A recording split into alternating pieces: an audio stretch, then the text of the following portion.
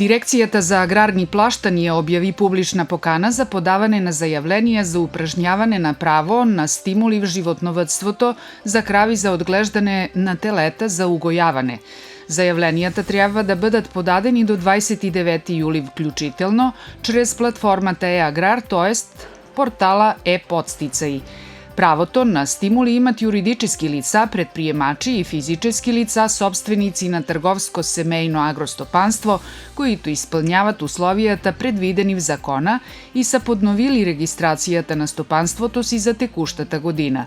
Текстот на публичната покана е публикуван на уебсајта на Дирекцијата за аграрни плаштанија.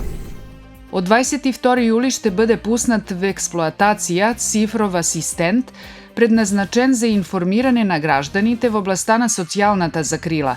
Асистентот ще биде достапен за општественоста на официјалните веб-сајтове на Министерството на труда, заетоста, ветераните од војните и социјалните въпроси и Министерството на грижите за семејството и демографијата.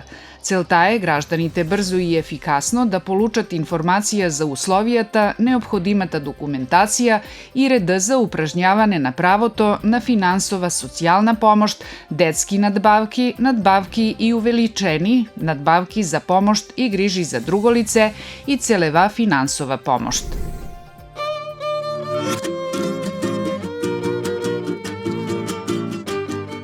Тридесет година поверења. Телевизија Цариброд. 35 година поверења. Телевизија Цариброд.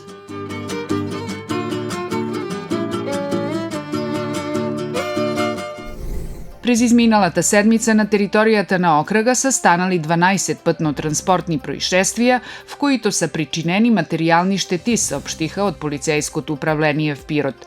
В същия период са контролирани над 1000 водачи и са санкционирани 367 нарушенија, над половината од които са за превишена скорост. Од полицејското управление посочват, че в периода до 19 јули пътната полиција ще врши засилен контрол на движењето. Компетентните апелират шофьорите да бидат внимателни и да спазват распоредбите с цел безопасноста на учасниците в движењето да биде подобра. Топлотни талас доноси дуготрајне високи температуре кои могу утицати на здравје. Како бринути о себе и другима? Избегавајте боравак на сунцу у најтоплиjem делу дана. Боравите у хладу и уносите доволно течности. Носите лагану и светлу одеќу.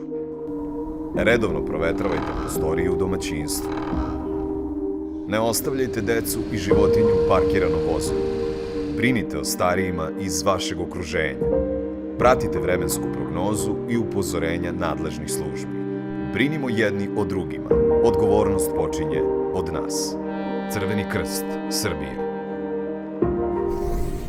Од сектора за изванредни ситуации на МВР апелират кам всички граждани да не палијат оган на открити пространства, в горите и в близост до горите, поради опасност од разраствање на пожари, които могат да застрашат живота на хората и да нанесат големи материјални штети.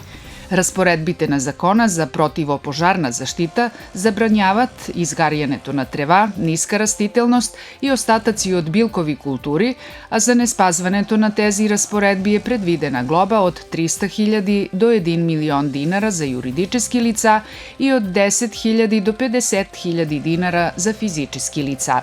В случај на возниквање на пожар е неопходимо да уведомите пожарната возможно најскоро на телефонен номер 193. Српската православна црква и вјарваштите празнуват дења на Свети Козма и Дамјан, светци и небесни лекари които лекували болните бесплатно. Празникът се одбелјазва особено в здравните заведенија, заштото лечителите Козма и Дамјан се смјатат за покровители на лекарската професија. 62-ри турнир по фудбал на малки врати од 17 јули на спортен комплекс Парк. Парични награди за трите најуспешни одбора во всички категории. Општ награден фонд 505.000 динара. Организатори Туристичка организација и Спортен сојуз Цариброд под патронаж на општина Цариброд. Медиен партньор Радио Телевизија Цариброд. 62-ти турнир по фудбал на малки врати од 17 јули Цариброд. Регистрација на одбори до 15 јули.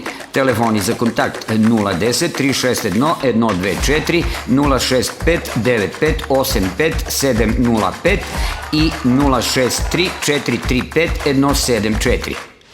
Или лично помештенијата на туристичката организација Цариброд.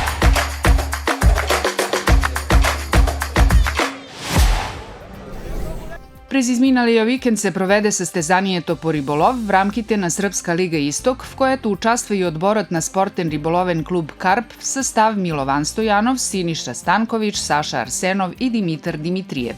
Состезанието се проведе в Брза Паланка, а состезателите од Цариброд на првиот ден заеха 8 място, а на вториот 7.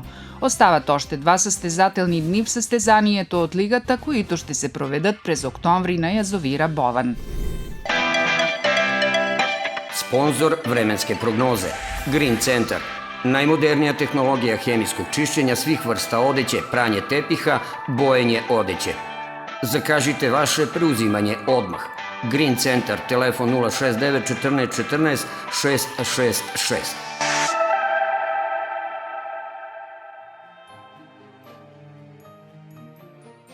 Утре сутринта на северна страната, през дења и во останалите рајони, времето ще е частично облачно и нестабилно, с превалјавање и грамотевици. Вјатарот ще е слаб и умерен од север-северозапад. Минималните температури ще се меѓу 14 и 22, максималните од 31 до 34 градуса. В Цариброд утре ще е частично облачно и топло со слаб северозападен вјатар. Минималната очаквана температура 14, максималната 30 градуса.